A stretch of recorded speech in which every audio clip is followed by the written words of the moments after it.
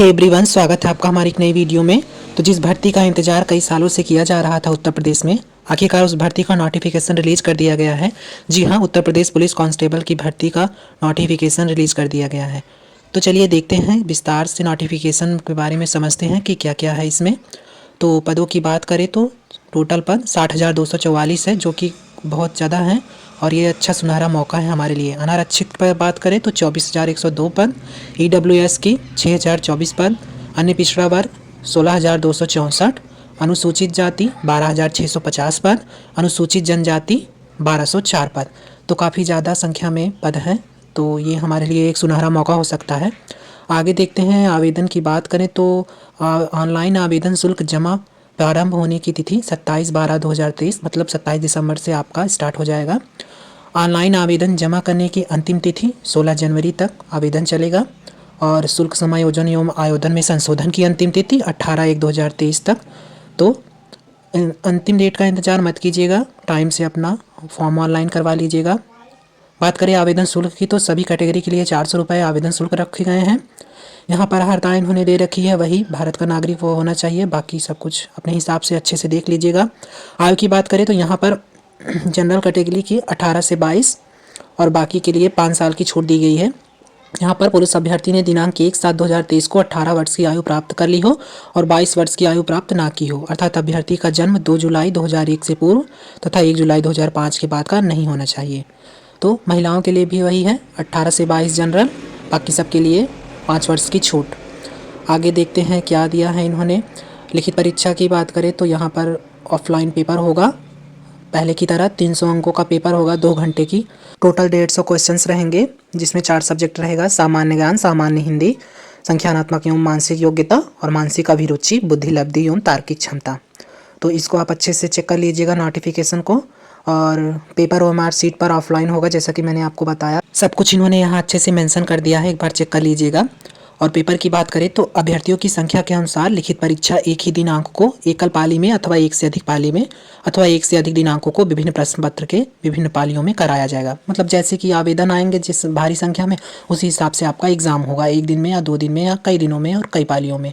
तो एक बार अच्छे से नोटिफिकेशन चेक कर लीजिएगा। चलिए, यहाँ पर ये सब दिया गया है। आप लोगों की शारीरिक मानक परीक्षण आपको पता ही होगा कि 168 पुरुष के लिए जनरल कैटेगरी का, और फिर जो भी इनका है एक बार आप लोग चेक कर लीजिएगा, शारीरिक दक्षता परीक्षण।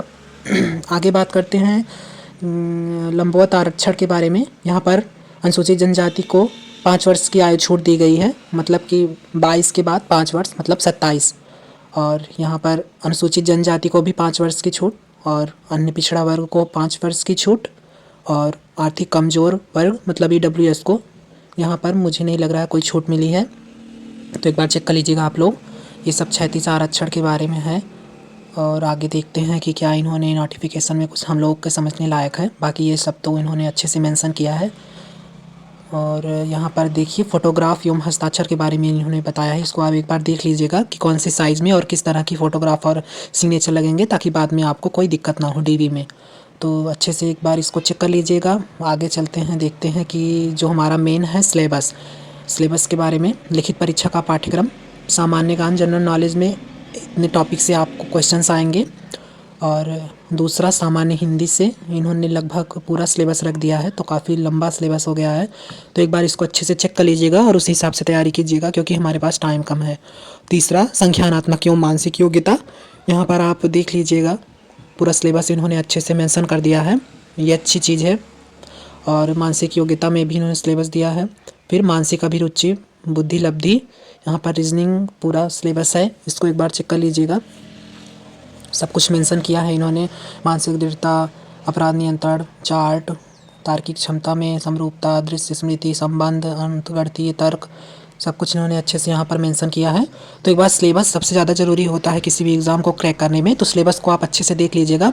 और सुनने में आ रहा है कि फरवरी में ही ये लोग एग्ज़ाम भी लेने वाले हैं, तो एक ही महीने का टाइम है, तो सिलेबस के अकॉर्डिंग अच्छे से आप लोग तैयारी कीजिएगा, क्योंकि टाइम हमारे पास कम है और इस बार पदों की संख्या ज़्यादा है, तो सिलेक्शन लेकर ही रहना है हम लोगों को। तैयारी एक धार देकर करिएगा, एक अच्छे वे में, ज़्यादा पढ़ने की कोशिश नहीं, बस सिलेबस टू सिलेबस, क्योंकि टाइम हमारे पास कम है। फरवरी में ही इसका एग्ज़ाम होने वाला है। तो आप जीके वगैरह अच्छे से 1-2 वीडियो डेली देखा करिएगा और 1-2 घंटे अच्छे से पढ़ाई किया करिएगा ताकि आपका सिलेबस फरवरी तक कंप्लीट हो जाए। तो आशा करता हूँ हमारी जानकारी आपको अच्छी लगी हो। अगर चैनल पर नए हो तो चैनल को सब्सक्राइब कर लीजिएगा, वीडियो को लाइक कर दीजिएगा। धन्यवाद।